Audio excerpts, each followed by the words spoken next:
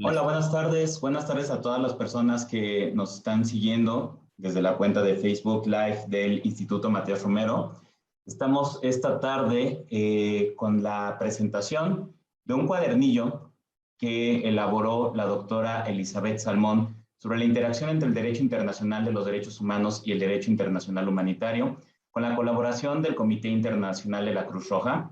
Y en este evento vamos a comentar un poco sobre el contenido de este cuadernillo y más allá del texto, sobre la temática que se desarrolla en este documento. Es un documento interesante porque normalmente quienes no interactúan constantemente con el mundo del derecho internacional humanitario asocian que el desarrollo jurisprudencial del derecho internacional humanitario se da de manera más natural en los tribunales penales internacionales y no tanto en el derecho internacional de los derechos humanos. Sin embargo, como este cuadernillo lo demuestra, los tribunales internacionales de derechos humanos han jugado un papel fundamental para el desarrollo del derecho internacional humanitario, obviamente en coordinación con esta otra rama del derecho internacional, procurando medios para la interpretación contextual de los derechos humanos en situaciones como en conflictos armados, que es el espacio en la que se aplica el derecho internacional humanitario.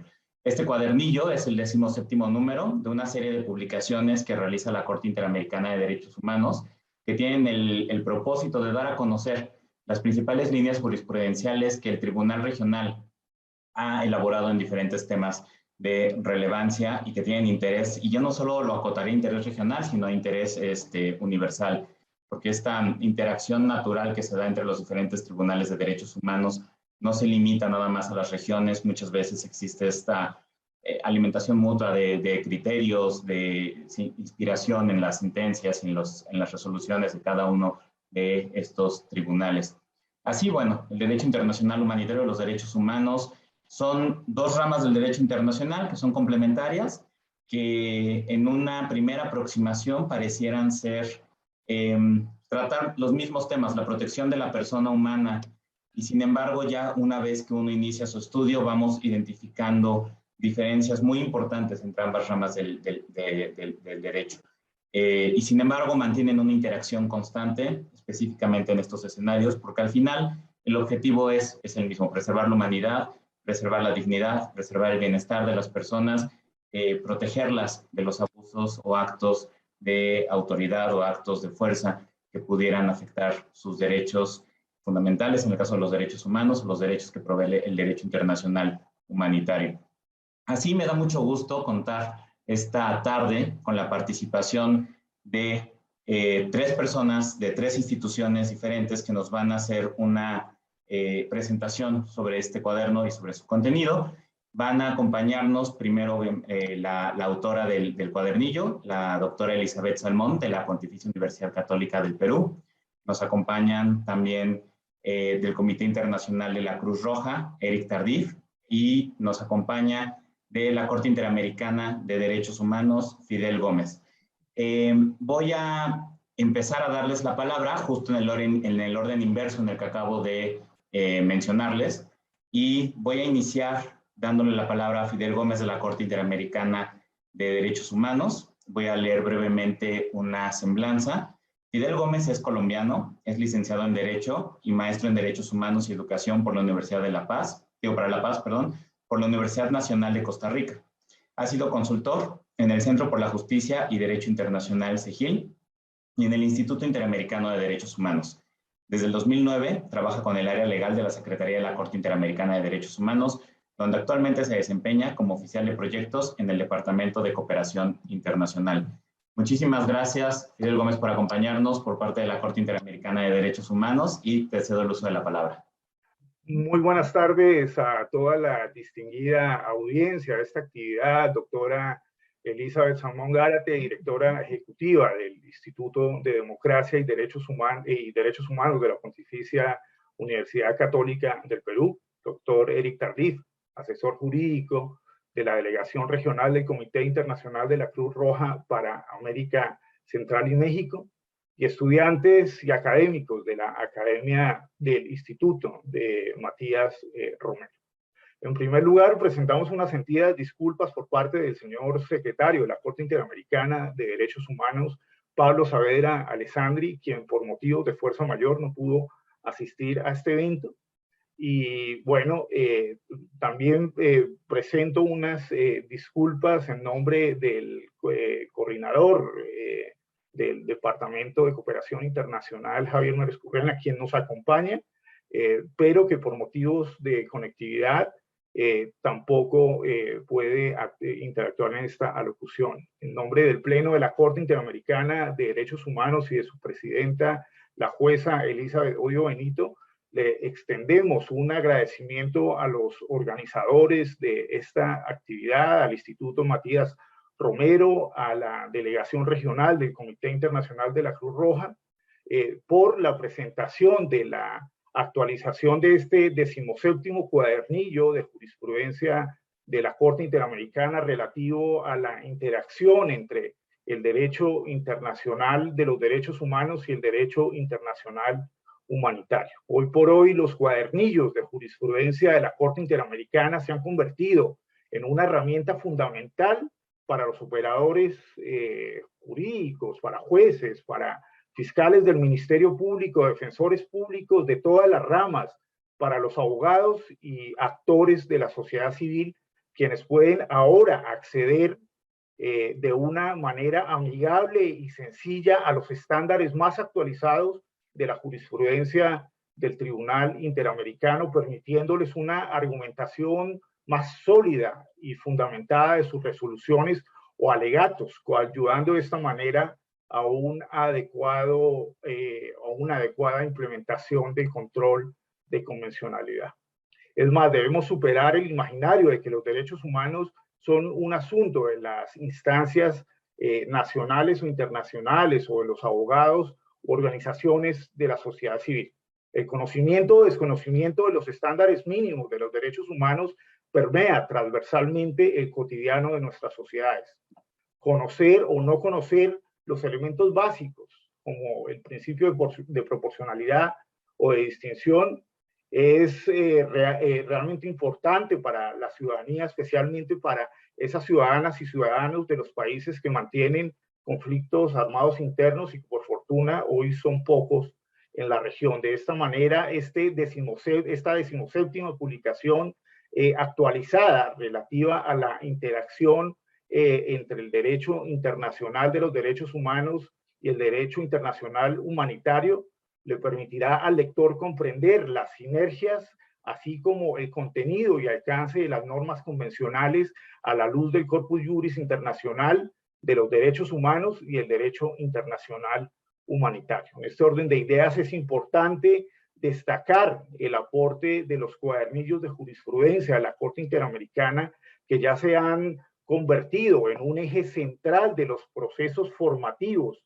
que ha venido desarrollando el tribunal con el apoyo de diversos estados, entre ellos México, en donde ya se han celebrado 2 ediciones consecutivas del diplomado de actualización sobre la jurisprudencia de la Corte Interamericana de Derechos Humanos. Y a nivel regional es importante también resaltar el curso sobre impunidad y graves violaciones a los derechos humanos, que ya entró en su 3ª edición en los países centroamericanos y que ha sido apoyado incondicionalmente por la profesora Elizabeth Salmón, quien es la docente titular de esta cátedra. Así las cosas, saludamos este importante esfuerzo conjunto entre la Corte Interamericana, el Comité Internacional de la Cruz Roja y otras instituciones y personas como la profesora Elizabeth Salmón, quien día a día con su trabajo aportan a la cultura de paz, cultura de los derechos humanos en nuestros países, fortaleciendo las instituciones democráticas y el Estado de Derecho. En nombre de la Corte Interamericana, agradecemos a ustedes y les deseamos una exitosa jornada.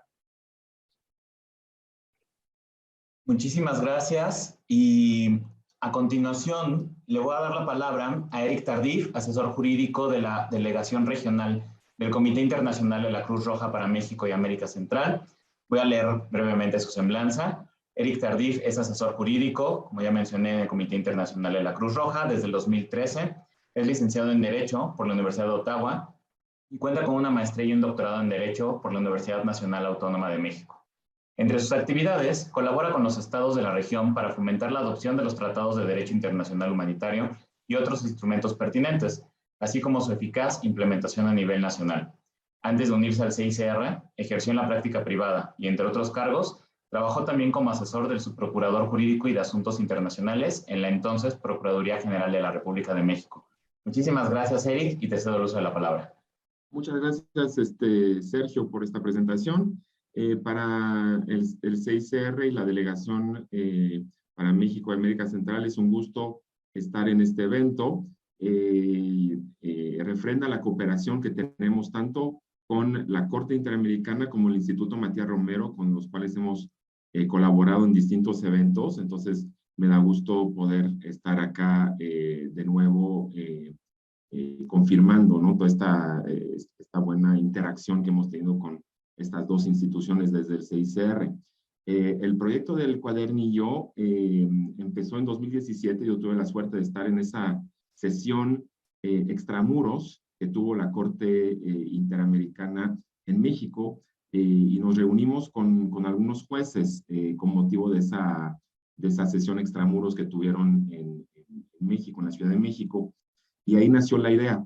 El cuadernillo estuvo a cargo de la doctora Elizabeth Salmón, como bien se dijo, y se publicó en una primera edición en 2018, la cual ha sido puesta al día a finales del año pasado, inicios del presente año, y ya tenemos una versión ya que incorpora los últimos desarrollos en materia precisamente de interacción entre el VIH y DIDH.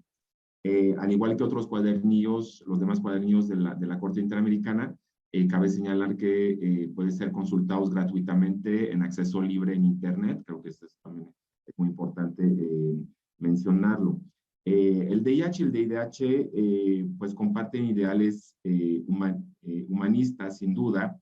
Existe una complementariedad e influencia mutua entre ambas ramas, y los derechos humanos complementan la protección otorgada por el VIH durante un conflicto armado. Para el CICR, obviamente, como saben, el mandato principal del CICR es trabajar y aliviar las consecuencias humanitarias de los conflictos armados. Entonces, de ahí el interés para nosotros de unirnos a la Corte en este proyecto para hacer este cuadernillo. El acercamiento entre las dos ramas de VIH y DIDH pues se aceleró sin duda después de la Segunda Guerra Mundial, con el cuarto convenio de Ginebra, que tiene que ver con, obviamente, protección a civiles, y en los protocolos adicionales y los convenios de Ginebra se hacen referencias específicas a los derechos humanos. Muestra esta influencia, interacción. La convergencia entre las dos ramas la vemos también acentuada por la multiplicación de conflictos armados no internacionales en situaciones a veces complejas, con fluidez de elementos que requieren la aplicación del artículo 3 común a los 4 convenios de Ginebra, y también el derecho internacional humanitario consuetudinario. Como lo indicaba Fidel Gómez, el continente americano no es ajeno a eso. Varias situaciones de conflicto armado no internacional en el continente se han presentado en las últimas décadas, y evidentemente pues la Corte se ha tenido que pronunciar precisamente haciendo referencia al VIH para resolver, llegar a sus sentencias en esos distintos casos. Hay algunos instrumentos internacionales que abonan también a la unión de las dos ramas. Tenemos la Convención de Derechos del Niño, ¿no?, que hace referencia específica a la protección de los niños en conflictos armados. Tenemos la Convención de 2006 sobre desaparición forzada de personas, que también incorpora estándares tanto de VIH como de DIDH. Distintas instancias internacionales, organismos cuasi judiciales también, han tenido que atender casos en los que existían elementos tanto de VIH como de IDH. Y, por supuesto, no olvidemos los pronunciamientos de la Corte Internacional de Justicia. quien en su opinión consultiva sobre el muro en Palestina y también el caso de República Democrática del Congo contra Uganda, por ejemplo, ha hablado de la complementariedad de las dos ramas del derecho. Como les decía, la Corte en particular, ya que estamos hablando del cuadernillo, ha tenido la oportunidad de hacer varios pronunciamientos interesantes que están compilados en el cuadernillo que hoy presentamos. La doctora Salmón ha establecido una estructura para ese trabajo que se acopla a los formatos, obviamente, los demás cuadernillos de la colección, pero se ajusta también toma en cuenta las necesidades y complejidades, ¿no?, del tema que combina las dos ramas. La estructura del cuadernillo está articulada bajo tres ejes. Primero, el DIH, el sistema interamericano, donde se habla de la complementariedad entre las dos. El derecho internacional humanitario como lex specialis. Luego la competencia de la Corte y casos relativos a conflictos armados, en relación con casos relativos a conflictos armados. La segunda parte trata específicamente del uso del DIH en la interpretación del corpus juris interamericano, y ahí obviamente se hace referencia específica a los derechos de la Convención Americana, enlistados en la Convención Americana. En particular podemos destacar el derecho a la vida, la verdad, la prohibición de amnistías, los desaparecidos, la privación de libertad, la libre circulación, derechos de los niños, propiedad, derecho a la propiedad, garantías judiciales. Y también identifica algunos grupos en situación de vulnerabilidad particular. Otra vez, pues, obviamente los niños, los desplazados, las personas privadas de libertad, las mujeres. Y obviamente desde el CICR nosotros estamos muy sensibles a todas esas temáticas, porque finalmente en las Américas el trabajo que realizamos en gran parte, ya que la mayoría de los países están en una situación de no conflicto armado, es atender temáticas justamente como la migración, las desapariciones, también la atención de las necesidades particulares de las personas privadas de libertad. Tenemos una experiencia de más de 150 años atendiendo las necesidades de prisioneros de guerra, visitándolos y todo eso. Entonces, todo ese acervo, todo ese conocimiento, toda esa expertise que tenemos de más de 150 años de actividad, la ocupamos evidentemente para utilizarla en contextos de violencia que no alcanzan los conflictos armados. Por eso también es tan importante el contenido de este cuadernillo, que vincula verdaderamente esas temáticas dentro y fuera de los conflictos armados. La tercera parte del cuadernillo habla ya de garantías de no repetición, que es solamente una temática muy importante en la jurisprudencia de la Corte en todos los temas, en todas las sentencias, sus sentencias, pero evidentemente en este caso nosotros hablamos de los casos vinculados con conflictos armados. Y ahí obviamente pues, se recalca el tema de la adecuación interna, la necesaria adecuación interna del derecho y la educación en derecho internacional humanitario para funcionarios. Y esto obviamente otra vez es un tema muy importante para el CICR, ya que parte de nuestro trabajo es justamente participar en esa formación, en esa capacitación de funcionarios públicos encargados de hacer cumplir la ley y de otra índole de los distintos países donde operamos, para que el DIH sea siempre parte del conocimiento, ¿no?, que tienen esos funcionarios. Y entonces por eso obviamente para nosotros resulta tan importante.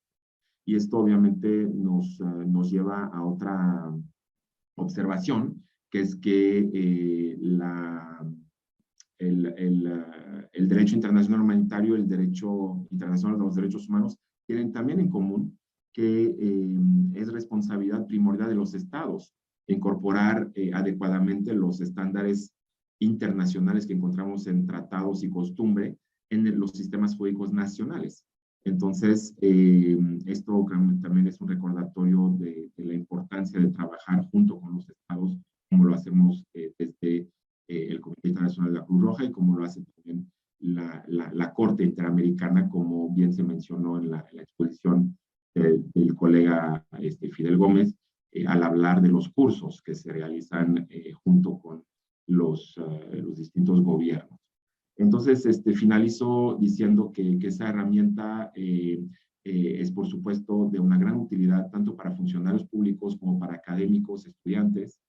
Desde su primera edición en 2018 ha recibido una muy buena acogida en los distintos ámbitos del saber y de los operadores jurídicos, tanto a nivel práctico como teórico, académico.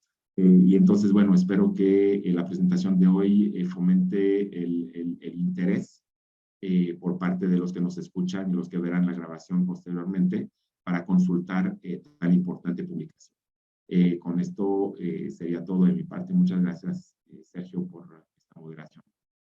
Muchísimas gracias, Eric.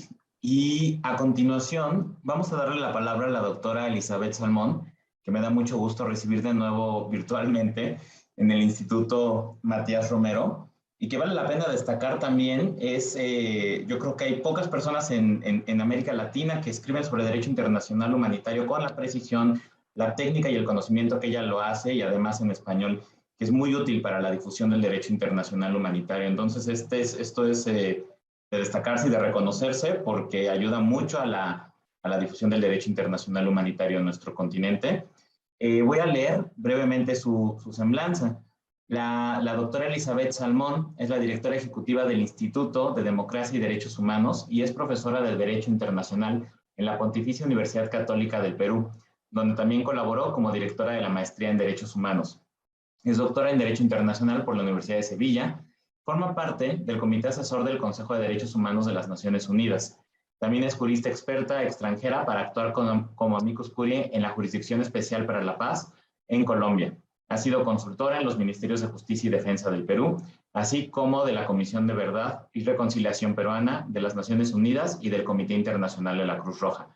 Es autora de varias publicaciones en Derecho Internacional Público, Derecho Internacional de los Derechos Humanos, Derecho Penal Internacional, Derecho Internacional Humanitario y Justicia Transicional. De verdad, nos da mucho gusto tenerte de nuevo aquí, doctora, y te cedo el uso de la palabra. ¿Qué tal? Muy buenas tardes. Bueno, ya son las tardes aquí. Un saludo muy cordial desde Lima a todos ustedes por estar, todas ustedes por estar con nosotros en este momento. Yo quiero decir que para mí fue un gusto muy grande de alguna manera juntar estas dos áreas que me interesan tanto, que es el tema del derecho internacional humanitario y el derecho internacional de los derechos humanos, en la elaboración de este cuadernillo número 17, en que precisamente se ve cómo el sistema interamericano se ha relacionado con este cuerpo del derecho internacional que regula los conflictos armados, sean internacionales o no internacionales. Entonces, para mí fue muy grato poder hacer ese trabajo y además colaborar con los viejos amigos del Comité Internacional de la Cruz Roja en poder también proceder dentro de lo posible, dado que la Corte es muy activa, siempre está produciendo cosas nuevas, pero dentro de lo posible actualizar su contenido. Entonces yo en estos minutos breves que voy a utilizar, porque yo creo que lo importante es, como decía el abogado Fidel Gómez, resaltar la importancia de los cuadernillos, invitar a su lectura, a su utilización. Simplemente quisiera señalar tres ideas con relación al tema de la relación entre el sistema interamericano de derechos humanos y el derecho internacional humanitario. En primer lugar, decir que yo creo que la Corte Interamericana de Derechos Humanos, porque de eso estamos hablando, pero probablemente sea extensivo también a la Comisión, al sistema, creo que es el tribunal regional que más veces ha recurrido al uso, de diversas maneras, por supuesto, del derecho internacional humanitario. Y yo me atrevería a decir que también es la Corte que mejor ha utilizado las reglas del derecho internacional humanitario en estos años.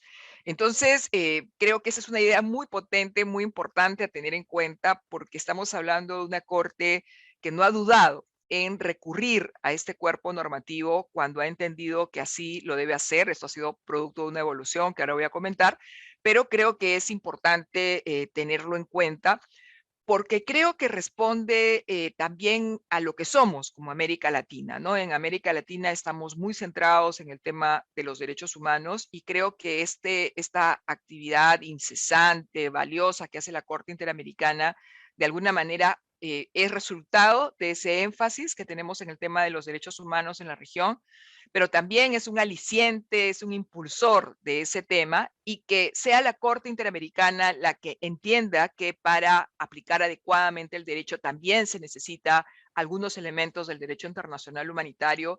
Creo yo que es un motivo de reconocimiento a la labor jurisprudencial potente, fuerte, seria que hace la Corte Interamericana. Entonces, en ese sentido, creo que esta idea de la complementariedad entre el derecho internacional de los derechos humanos y el derecho internacional humanitario es claramente manifestada por la Corte a través de su jurisprudencia. Es decir, no opta por un enfoque exclusivista, no es así, es taparse los ojos y decir que solo debe aplicar derechos humanos y no tiene que utilizar de ninguna manera el DIH, pero tampoco está en el otro extremo, que sería una suerte de enfoque integrador, donde ya se habría producido, como dice parte de la doctrina, una suerte de mutación genética y derechos humanos y DIH ya son lo mismo y entonces no hay necesidad de diferenciarlos y se aplican casi volviéndose uno solo. Entonces yo creo que la Corte adopta esta posición correcta, esta idea de la complementariedad, una complementariedad inteligente, útil para la protección de los derechos en la región. Entonces esa es mi primera idea.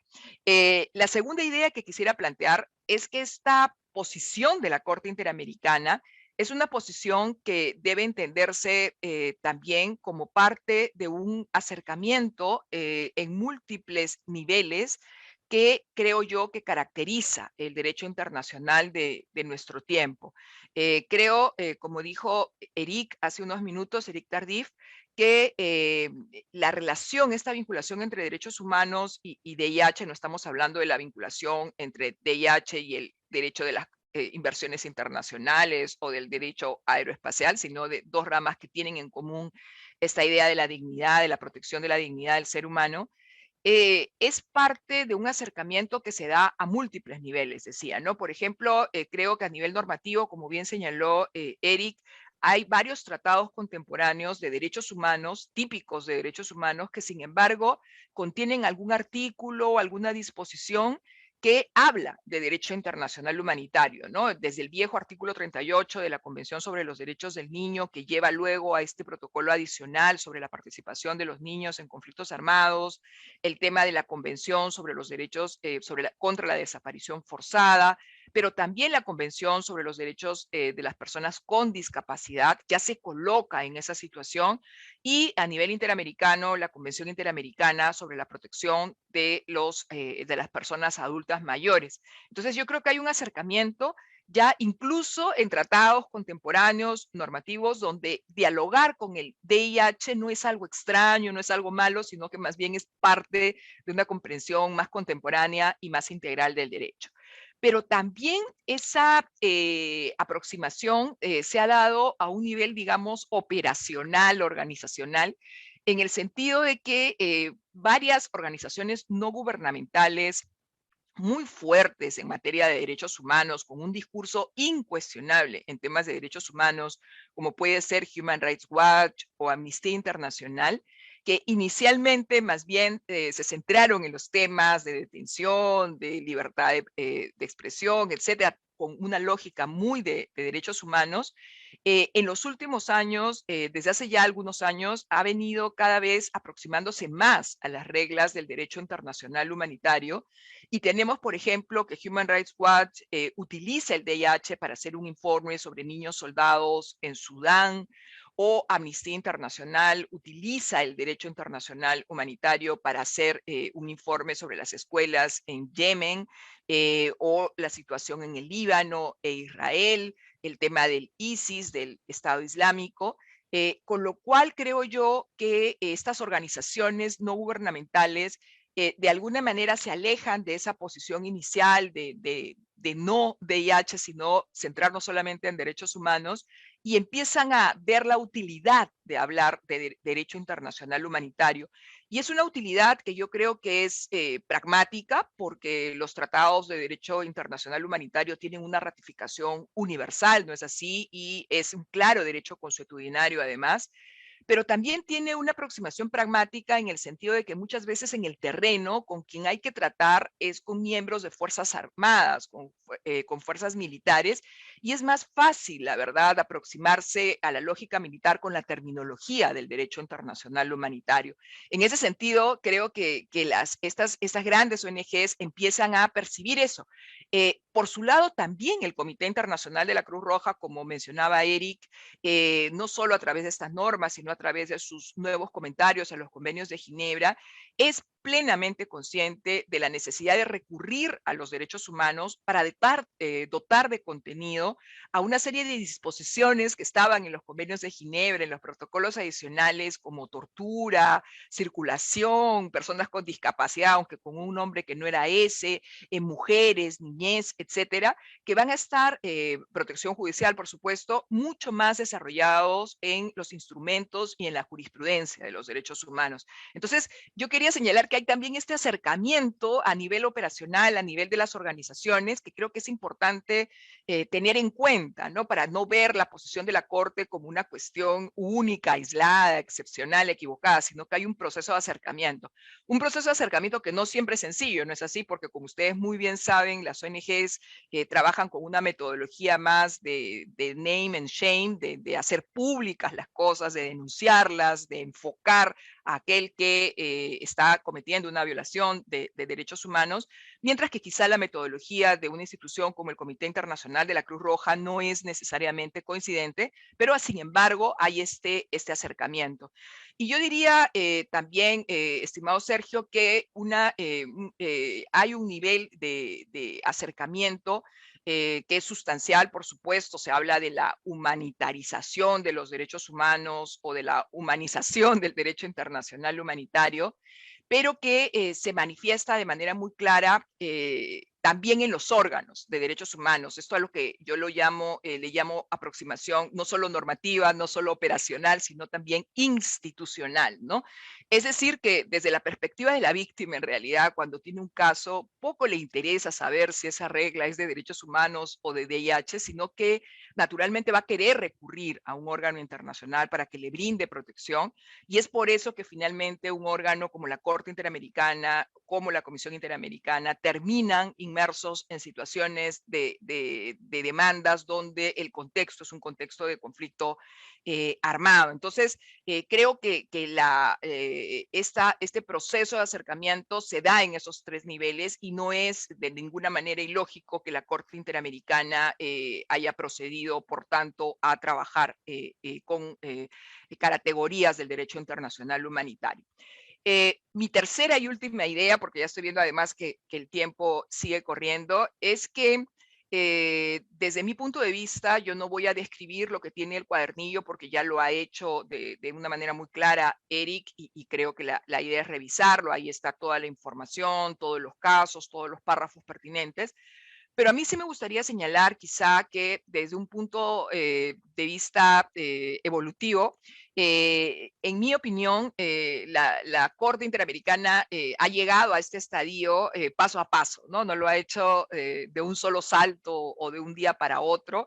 Creo que en los primeros años quizá de jurisprudencia de la Corte Interamericana, que podemos quizá identificar de los 90 al 2000, La Corte Interamericana pasó por lo que yo le llamo una fase de indiferencia con relación al derecho internacional humanitario, es decir, en casos en que se estaba presentando situaciones de conflicto, como era el caso de Perú, de Colombia, la Corte Interamericana decide no ver el VIH y centrarse exclusivamente en los instrumentos de derechos humanos. En un segundo momento que yo identificaría a partir, quizá, sí tengo que hacer una cuestión temporal porque voy a hacer ahora una tingencia del año 2000, a partir del caso de las palmeras contra Colombia, el Baba Maca Velázquez, Guatemala, Hermana Serrano Cruz con El Salvador, masacre de Mapiripán, Rodríguez Vera, Vázquez Durán. Lo que se va a plantear la Corte es que en realidad, y a instancias también de la Comisión Interamericana, no es que la Corte tenga competencia para dictaminar, señalar la responsabilidad del Estado por la violación de una norma del derecho internacional humanitario de manera directa, o sea, la Corte no tiene competencia para decir el Estado violó el artículo 3 común o violó el artículo 4 del protocolo adicional segundo, como en algún momento pedía la Comisión Interamericana, pero lo que la Corte va a hacer, creo yo, con mucho tino, es en un segundo momento el plantearse que el derecho internacional humanitario sirve para interpretar las disposiciones de la Convención Americana, ¿correcto? Es decir, haciendo uso de esta metodología del corpus juris, lo que va a hacer es entender la vida también en contextos de conflicto armado, como estar fuera o no de combate, entender la propiedad como prohibiendo el pillaje, que es una categoría propia del derecho internacional humanitario, entendiendo la libertad de circulación como una prohibición del desplazamiento forzado, y así varios derechos que están a lo largo de este cuadernillo, de este trabajo que se hizo, de cómo dota de contenido, utilizando, recurriendo al bagaje del derecho internacional humanitario. Sin embargo, creo yo que también en algunos casos que temporalmente van a coincidir con la fase 2, porque creo que no se trata de fases en un sentido lineal, sino quizá en un sentido más horizontal, ahora señalo esto, también la Corte va a ver algunos casos en que parece, en mi opinión, que se aleja ya de solo recurrir a la interpretación de las normas de la Convención Americana, con los anteojos, con el marco conceptual, con la epistemia del derecho internacional humanitario, sino que ingresa, así lo llamaba además en algún texto que he escrito, a una suerte de zona gris, donde pareciera que ya está muy cerca de casi que aplicar el derecho internacional humanitario, porque en toda su ratio decidendi, en toda su argumentación, no en la parte resolutiva, porque eso no lo puede hacer, recurre, por ejemplo, en el caso de la masacre de Santo Domingo contra Colombia o las comunidades afrodescendientes desplazadas de la cuenca del río Cacaricá, la conocida Operación Génesis también contra Colombia, pero también en un caso contra Perú, contra mi país, el caso Cruz Sánchez, donde lo que se da a partir de, ustedes recordarán, cuando el movimiento revolucionario Tupac Amaru tomó múltiples rehenes en la casa del embajador de Japón en nuestro país en 1996. En estos casos, la Corte Interamericana ya parece que da un paso más, se acerca mucho más a las categorías del VIH para analizar los hechos, habla del principio de proporcionalidad, del principio de distinción, del principio de precaución. Dice en el caso de Cruz Sánchez, por ejemplo, que 2 de los 3 demandantes se encontraban en combate, no estaban en situación de combate, fuera de combate, y por lo tanto no señala que allí haya ninguna violación del derecho a la vida, ni ejecución extrajudicial, ni nada de eso. Entonces se acerca a las categorías del VIH. Yo creo que este es un tema que hay que reflexionarlo con tranquilidad, porque muchas veces acercarse ya tanto a las categorías del VIH puede hacer perder el eje del trabajo de la Corte Interamericana, y discúlpenme por este comentario quizá, pero lo que sí quería señalar es que yo creo que la Corte no estamos frente a fases en la que una vaya después de la otra y ya no se regrese, ¿no? Sino que la Corte a veces avanza un poco más, retrocede paralelamente en función de las características del caso, utiliza más el VIH, utiliza menos, o incluso en un caso del año 2015, que es la comunidad campesina de Santa Bárbara contra Perú, para analizar un tema de desaparición forzada, no recurre, ¿no?, a una cuestión, a una regla de derecho internacional humanitario. Entonces, no son, como decía hace un momento, fases una tras otra, sino quizá adoptando la perspectiva geológica del profesor Joseph Weiler. Se trata más bien como de pisos geológicos, ¿no?, donde cada fase está encima de la anterior, pero se nutre de los elementos de la fase anterior. Entonces, bueno, yo era esto un poco lo que quería decir. Creo que la Corte es una Corte que se arriesga, que usa bien las categorías del derecho internacional humanitario. En este cuadernillo hemos tratado de precisamente identificar cuándo es que lo hace, y creo que puede ser el punto de partida de muchos análisis. No es un análisis, es simplemente una selección de párrafos que puede dar lugar a muchas lecturas, por supuesto. Creo que esto se hace en el marco de una tendencia que es recíproca de acercamiento entre derechos humanos y VIH.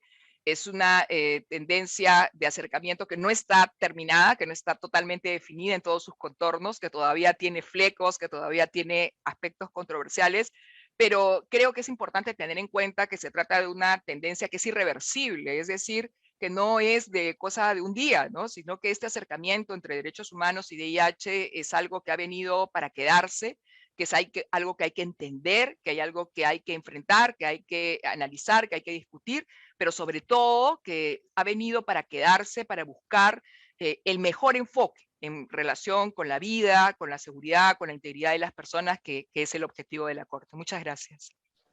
Muchísimas gracias a ti, Elizabeth. Y este cierre creo que lo resume todo perfecto. En efecto, el propósito, más allá de lo interesante que es la discusión jurídica, y vaya que es interesante, y la discusión técnica, al final el enfoque es la persona humana, al final el enfoque es cómo estas reglas pueden proteger mejor a las personas. Y eso es algo que creo es muy natural en los derechos, en el derecho internacional humanitario. Quienes hemos estado en estas actividades, yo personalmente puedo decir, de las personas más humanas que he conocido en mi vida, son aquellas que se han dedicado al derecho internacional humanitario. Tiene esta cualidad que les es muy natural. Tenemos unas preguntas, unas 2 preguntas para ir cerrando. Hacemos la invitación a quienes nos siguen en Facebook si quisieran también formular más preguntas. Tenemos en realidad 3, pero la tercera se responde rapidísimo y la voy a responder de inmediato, que es sobre si el cuadernillo está disponible en línea. Sí está disponible en línea, y seguramente ahorita alguno de nuestros colegas nos puede compartir la liga, pero sí está disponible en línea. Las preguntas sustantivas que nos formulan desde el público, voy a leer la primera. ¿En qué casos resulta más favorable la aplicación del derecho internacional humanitario a diferencia del derecho internacional de los derechos humanos? Esa sería la primera pregunta. Yo sé que la respuesta es compleja, pero no sé, Elizabeth, si quieres darnos un panorama general sobre alguna posible respuesta sobre esta pregunta.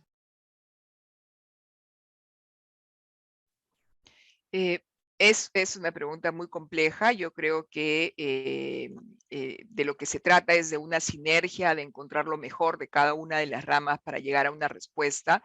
No creo que siempre se pueda decir que una rama, como dijo la Corte Internacional de Justicia, sea lo que es lex specialis en relación con otra rama, sino que se trata de la norma en concreto. Creo que de igual manera no podríamos decir que el derecho internacional humanitario puede resultar más favorable o el derecho internacional de los derechos humanos va a resultar más favorable. Quizá respondiendo, para dar un ejemplo, en el caso de Cruz Sánchez, por ejemplo, esto que mencionaba de este caso del año 2015, cuando en la toma de la residencia del embajador se produce unas muertes, inicialmente se dijo que los 14 miembros del movimiento revolucionario Tupac Amaru habían muerto en el enfrentamiento, y luego va a haber hechos posteriores que van a poner en duda ese razonamiento y que van a decir que en realidad ya algunos ya estaban sometidos, ya estaban reducidos. Creo que el DIH sirvió para identificar claramente que la persona que ya no participa en las hostilidades, que ya no, que está herido o que ya está detenido, tiene una igual protección que en materia de derechos humanos y es que no se puede atentar contra su vida. Entonces, creo que en ese caso, por ejemplo, se vio claramente cómo una lectura integradora no dejaba dudas, ¿no es así? O sea, no se desconoce la gravedad del hecho, no se desconoce que en el Perú había habido actos terroristas terribles, como es la toma de rehenes, por ejemplo, que fue un sufrimiento inmenso para esas personas que estuvieron allí durante más de 3 meses, pero al mismo tiempo se reconoce también que esta persona que ya dejó las armas o que ya está detenida, como al menos la Corte determinó que fue uno de los 3 emertistas, creo que es un buen ejemplo de cómo una lectura integradora dota de legitimidad, de credibilidad al sistema y un fundamento teórico mucho más fuerte. Muchísimas gracias por esa respuesta. Una segunda pregunta es sobre el protocolo adicional 2 de los convenios de Ginebra. La pregunta es, si un país no reconoce el protocolo adicional 2, ¿podría aplicarse por otra vía? Me imagino que se refiere, no sé, costumbre o a través de otros mecanismos.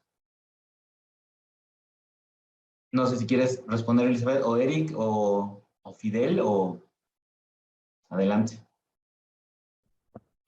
Sí, creo que quizá el 6R podría contestar esta pregunta. No sé si está por ahí. Eric. Ahí está. Sí, claro. Yo estaba esperando que Elizabeth diera su respuesta. A lo mejor puede agregar algo a la mía, que es muy básica. Como bien lo anticipa Sergio, la idea sería que efectivamente muchos de los compromisos que encontramos en el derecho internacional humanitario consuetudinario son también ¿cómo se llama? Los encontramos de manera concomitante en el protocolo adicional 2. Es decir, si ustedes consultan el estudio sobre el VIH consuetudinario que publicó el 6R a finales del siglo pasado y que es actualizado a través de la base de datos que encuentran en el sitio del 6R constantemente, pues vemos cómo efectivamente las distintas normas de VIH consuetudinario son ligadas. Se hace la liga con los tratados y en particular cuando se trata de conflictos armados no internacionales, el protocolo adicional 2. Entonces, esa sería la manera más natural, ¿no? de hacer que los estados estén vinculados, ¿no? por las obligaciones que encontramos en ese protocolo adicional 2. No sé si Elizabeth quiera agregar algo antes de... Exactamente, muchas gracias. Muchísimas gracias, Eric. Muchísimas gracias, Elizabeth. Con esto concluimos esta presentación con la invitación, por supuesto, a que se acerquen no solo a este cuadernillo, sino en general a las publicaciones de la Corte Interamericana de Derechos Humanos que van a dar más información más detallada, más técnica y especializada sobre los desarrollos importantes que se dan en este tribunal. Muchísimas gracias, Fidel Gómez de la Corte Interamericana de Derechos Humanos. Muchísimas gracias, Eric Tardif, Comité Internacional de la Cruz Roja. Y especialmente muchísimas gracias, Elizabeth, por la presentación del cuadernillo. Muchísimas gracias, además, por su elaboración. Quienes estudiamos Derecho Internacional Humanitario, te agradecemos mucho este trabajo. Sinceramente, ayuda mucho a complementar el estudio del Derecho Internacional Público en general, sobre todo por estas sinergias que identificas entre estas dos ramas tan importantes del derecho internacional ayudan a tener una visión más integral, más complementaria y más completa del derecho internacional público. Muchísimas gracias a quienes nos siguieron en Facebook en esta transmisión. El video se va a quedar en la página del Instituto Matías Romero y que tengan todas una excelente tarde. Muchísimas gracias.